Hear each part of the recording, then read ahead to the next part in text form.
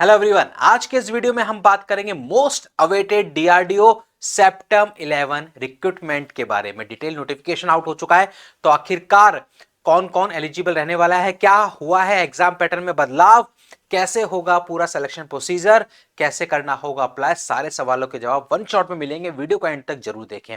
जैसा कि आपको पता है, शॉर्ट नोटिफिकेशन जब आया था तब आपको बताया गया था कि टोटल यहां पर आपको 764 वैकेंसीज देखने को मिलने वाली हैं, जिनमें 561 वैकेंसीज रहने वाली है सीनियर टेक्निकल असिस्टेंट यानी कि एसटीए की, और 203 वैकेंसी रहने वाली है टेक्नीशियन की।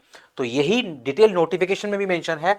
टोटल 764 वैकेंसीज के लिए यह डिटेल नोटिफिकेशन जारी हुआ है डीआरडीओ की तरफ से सेप्टेम 11। अब यहां पर सबसे पहले देखते हैं इंपॉर्टेंट डेट्स। क्या क्या डेट्स है जो इंपॉर्टेंट रहने वाली है। सबसे पहले आप ध्यान रखें, जो भी आपकी एलिजिबिलिटी होगी उसकी कट ऑफ डेट जो रहने वाली है वो रहेगी 1 जनवरी 2026। यानी कि आपके पास जो भी एलिजिबिलिटी है, चाहे वो एज हो, चाहे एजुकेशन क्वालिफिकेशन हो या कोई और सर्टिफिकेशन हो, वो सब कुछ 1 जनवरी 2026 से पहले का आपके पास होना चाहिए fulfil. Opening date for online application है 11 दिसंबर, जिसको पहले 9 दिसंबर दिया गया था, लेकिन एप्लीकेशन फॉर्म लेट आया है और ये आपका 11 दिसंबर से एप्लीकेशन विंडो आपके लिए ओपन हुई है। लास्ट डेट रहने वाली है 1 जनवरी 2026, यानी कि 11 दिसंबर से लेके 1 जनवरी तक की विंडो है आपके पास एप्लीकेशन फॉर्म फिल करने का, खुद को डीआरडीओ सेप्टेम के लिए रजिस्टर करने का। लास्ट डेट ऑफ पेमेंट 3 जनवरी 2026 रहने वाली है। और यहां पर जो टीयर 1 एग्जाम आपका होगा, आगे अभी हम देखेंगे एग्जाम पैटर्न टीयर 1 टीयर 2। तो टीयर 1 जो होगा आपका सीबीटी कंप्यूटर बेस्ड टेस्ट, उसकी अभी डेट को अनाउंस नहीं किया गया। लेटर ऑन डीआरडीओ की वेबसाइट पर वो आपको देखने को मिल जाने वाला है। अब यहां पर हम देखते हैं सबसे पहले education qualification requirement section A. यहां पर देखेंगे तो पे स्केल देखो यहां पर दे रखी है कि पे मैट्रिक्स लेवल 6 की आपकी जॉब रहने वाली है इस पोस्ट के लिए। और एजुकेशन क्वालिफिकेशन में जब आप देखोगे तो यहां पर इन्होंने साफ साफ लिखा है कि जो हायर क्वालिफिकेशन होगी ना, वो अलाउ नहीं है। हायर क्वालिफिकेशन यानी कि जब एसटीए की बात करते हैं तो वहां पर डिप्लोमा वाले एलिजिबल हैं, और जब टेक्नीशियन की बात करते हैं तो वहां पर आईटीआई वाले कैंडिडेट्स एलिजिबल हैं। तो हायर क्वालिफिकेशन जो है मास्टर्स या फिर बैचलर डिग्री जो है वो यहां पर अलाउड नहीं है, नॉट कंसिडर्ड इन्होंने लिखा हुआ है। अब यहां पर आप जब देखोगे तो एसटीए बी में तो डिफरेंट डिफरेंट ब्रांचेस में आप देखोगे बहुत सारी ब्रांचेस में यहाँ पर वैकेंसीज हैं। तो सबसे पहले देखेंगे कौन कौन सी ऐसी ब्रांचेस है जहां पर नंबर ऑफ वैकेंसी सबसे ज्यादा हैं, जिन बच्चों के लिए यह सबसे ज्यादा सुनहरा मौका रहने वाला है। सबसे पहले आप देखेंगे ऑटोमोबाइल इंजीनियरिंग, जिसमें आप देखेंगे टोटल 3 वैकेंसीज हैं। डिप्लोमा सब में यहां पर एलिजिबल रहने वाला है।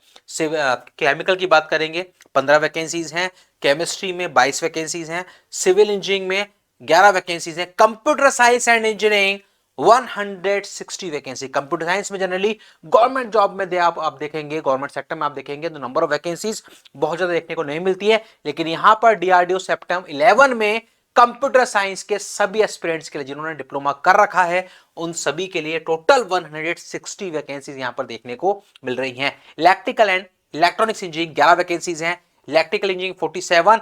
एक और बड़ा नंबर यहां पर है इलेक्ट्रॉनिक्स इंजीनियरिंग का, तो वो सभी एस्पिरेंट जिन्होंने इलेक्ट्रॉनिक्स में डिप्लोमा कर रखा है उनके लिए ये बहुत बड़ा सुनहरा मौका होने वाला है गवर्नमेंट जॉब का। डीआरडीओ सेप्टेम 11 टोटल 111 वैकेंसीज हैं। सेप्टेम है 11 और वैकेंसीज भी हैं 111, तो ये बहुत अच्छा फिगर है यहां पर।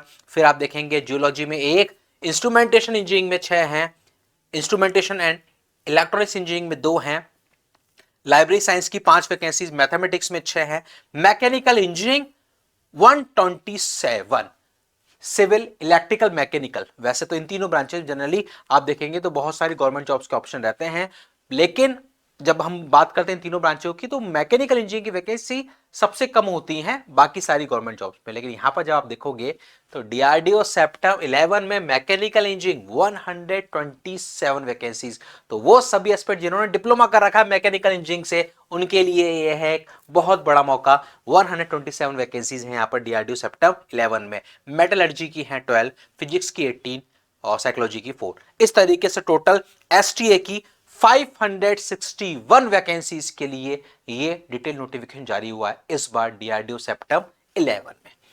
फिर हम बात करते हैं टेक्नीशियन। तो टेक्नीशियन का पे स्केल ये रहने वाला है आपका लेवल 2 की पोस्ट है, और यहां पर भी हायर क्वालिफिकेशन को कंसिडर नहीं किया जाएगा।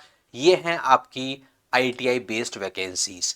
तो टोटल जब आप देखोगे टेक्नीशियन की, तो टेक्नीशियन की टोटल 203 वैकेंसीज यहां पर आपको देखने को मिल जाएंगी। टोटल 203 वैकेंसीज यहां पर आपको देखने को मिल जाएंगी। ठीक है, अब हम आगे बढ़ते हैं। तो हमारे लिए डिप्लोमा कैंडिडेट्स के लिए एसटीए ही सबसे इंपॉर्टेंट है, वहीं पर आपकी वैकेंसीज हैं, उसी पोस्ट के लिए आपको फिल करना है और उसी के लिए आपको अप्लाई करना है। तो हम उसी की बात करेंगे इस पूरे नोटिफिकेशन में। फिर हम आगे बढ़ते हैं। तो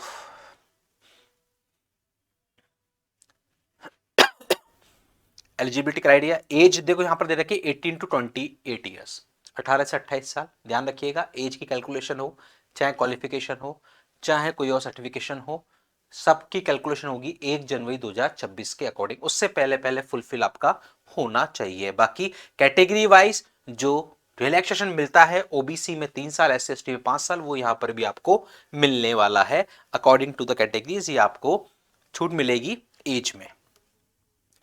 फिर हम बात करते हैं, ये सब मेडिकल फिटनेस का दे रखा है, और इसके बाद सबसे इंपॉर्टेंट पार्ट और अभी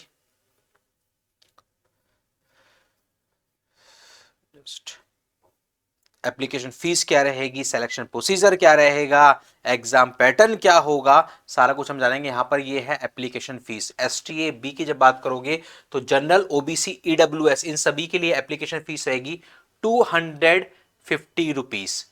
टोटल मतलब 750 रुपीज फीस है, जिसमें से कि आपकी 500 रुपीज फीस जो है वो रिफंडेबल होगी।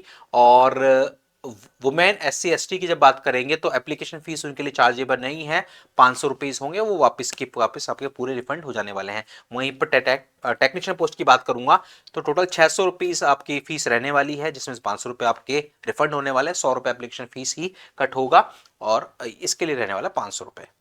फिर हम आगे करते हैं। रिफंडेबल उन्हीं के लिए होगा जो टीयर 1 एग्जाम में अपीयर होंगे। ऐसे नहीं घर बैठे बैठे अप्लाई कर दिया और 500 रुपए वापस मिल जाएंगे, नहीं। टीयर 1 एग्जाम देने जाओगे, एग्जाम देकर आओगे, देन आपको वो 500 रुपीज रिफंड हो जाने वाले हैं। देखो यहां पर लिखा हुआ भी है, जिसने टीयर 1 का एग्जाम दिया है उसके लिए कोई रिफंड नहीं होगा। अब बात करते हैं टीयर 1। अब बात आ रही है एग्जाम की, आखिर का एग्जाम क्या होगा। तो ये है एग्जामिनेशन सिटीज। सबसे पहले टीयर 1 सीबीटी की ये सारी हैं एग्जाम सिटीज जहां पर आपका एग्जाम होगा, इनमें से आपका एग्जाम सेंटर आएगा। अब होगा क्या, देखो सबसे पहले समझ लेंगे हम अप्लाई कैसे करना है। उसके लिए अप्लाई करने के लिए सिंपल सा है, डीआरडीओ की ऑफिशियल वेबसाइट है drdo.gov.in, उस वेबसाइट पे आपको जाना है। वहां पर डीआरडीओ सेप्टेम 11 का आपको मिल जाएगा एप्लीकेशन का लिंक, वहां पर जाके आपको अप्लाई कर देना है। अब सबसे इंपॉर्टेंट बात यहां पर है, टीयर 1 और टीयर 2 को हमको समझना होगा। एग्जाम पैटर्न आखिरकार क्या है, देखो वेबसाइट ये रही, यहां पर मैंने बताई थी आपको drdo.gov.in, वो वेबसाइट यहां पर है। अब सबसे इंपॉर्टेंट है एग्जाम पैटर्न, बहुत ध्यान समझना, क्योंकि कुछ बदलाव यहां पर आपको देखने को मिले, जिसकी बात हम अगले वीडियो में भी करेंगे। ये है एग्जाम पैटर्न। सबसे पहले जब आप बात करोगे तो एसटीईबी की हम बात कर रहे हैं। सबसे पहले होगा आपका सीबीटी 1, जिसकी हम बात कर रहे हैं, टीयर 1 जिसको कह रहे हैं। उसमें आपका नॉन टेक्निकल पोर्शन रहेगा, जनरल साइंस के 40 क्वेश्चन, इंग्लिश के 30 क्वेश्चन, एप्टीट्यूड जिसको हम मैथ्स भी कहते हैं उसके 40 क्वेश्चंस, और रीजनिंग के 40 क्वेश्चन। इस तरीके से 40 प्लस 40 प्लस 40 प्लस 30 150 क्वेश्चन आपसे पूछेगा। 150 मार्क्स होगा, हर क्वेश्चन 1 मार्क का होगा। टोटल 2 आवर्स का पेपर आपका रहने वाला है। ध्यान रखिएगा, सीबीटी 1 के मार्क्स आपके ऐड नहीं होंगे। ये सीबीटी 1 सिर्फ और सिर्फ क्वालिफाइंग है, यानी कि स्क्रीनिंग पेपर है। सिर्फ और सिर्फ यहां से कैंडिडेट्स को शॉर्टलिस्ट किया जाएगा फॉर सीबीटी 2, यानी कि जो अहम होने वाला है वो है सीबीटी 2, जिसके मार्क्स आगे ऐड होंगे फॉर प्रोविजनल सिलेक्शन। इस सीबीटी 2 में क्या होगा, इसमें आपका पर्सनैलिटी टेस्ट होगा जो कि आपका 20 मिनट का रहने वाला है, और उसके साथ में आपका टेस्ट होगा कंप्यूटर बेस्ड सीबीटी टेस्ट, जिसमें आपके टेक्निकल क्वेश्चन आपसे पूछे जाएंगे specific to the subject code. जो भी आपका पोस्ट कोड है उसके अकॉर्डिंग आपसे टेक्निकल के क्वेश्चन पूछे जाएंगे। 120 क्वेश्चन, 120 मार्क्स, 120 मिनट, यानी कि 2 घंटे का टाइम होगा। 120 क्वेश्चन पूछेगा, हर क्वेश्चन 1 नंबर का, 120 मार्क्स सीबीटी 2 में। तो ध्यान रखिएगा, टीयर 1 से जब हम बात करेंगे टीयर 2 में, तो टोटल वैकेंसीज का 10 गुना कैंडिडेट्स को शॉर्टलिस्ट किया जाएगा। टीयर 1 से, टीयर 1 आपका स्क्रीनिंग है, उसको आपको जस्ट क्वालिफाई करना है। लेकिन क्वालिफाई के साथ ध्यान रखना है, टीयर 2 में वैकेंसीज के 10 गुना कैंडिडेट्स को ही भेजा जाएगा टीयर 2 देने के लिए। हर एक कैंडिडेट को टीयर 2 के लिए क्वालिफाई नहीं किया जाएगा, सिर्फ वैकेंसीज के 10 गुना कैंडिडेट्स को। अब यहां पर आप जब देखोगे तो यहां पर देखो एक और चीज मैं बता देता हूं, ये रहा मिनिमम क्वालिफाइंग मार्क्स जो चाहिए होंगे, इतने तो चाहिए, इससे कम पे तो आप वैसे ही बाहर हो जाओगे।